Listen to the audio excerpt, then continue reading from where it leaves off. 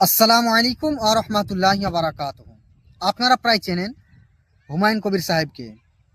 আমাদের বিধায়ক হুমায়ুন কবির সাহেব ইনি বিগত কয়েকদিন থেকে খুবই মেহনত করছেন, খুবই চেষ্টা করছেন, খুবই পরিশ্রম করছেন বাবরি মসজিদ নির্মাণের জন্যে। আল্লাহ পাক তিনার এই মেহনতকে কবুল করুক, আমিন। আমরা সবাই এই বাবরি মসজিদের দিকে আমরা সবাই ভাবনা রেখেছি। বিষয়টি হলো এটাই, বাবরি মসজিদ এদিকে নির্মাণ নিয়ে আমরা ব্যস্ত। অবশ্যই বাবরি মসজিদ নির্মাণ হোক, আমরাও চাই আল্লাহর ঘর একটা নির্মাণ হোক। হুমায়ুন কবির সাহেব তিনি যে নির্মাণ করছেন, খুবই মেহনত পরিশ্রম করছেন।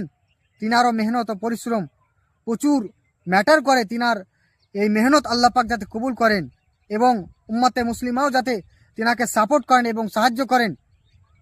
তার সঙ্গে সঙ্গে বলবো, আমরা যে এই সময় বাবরি মসজিদ নিয়ে মেতে আছি, আর এই সময়তে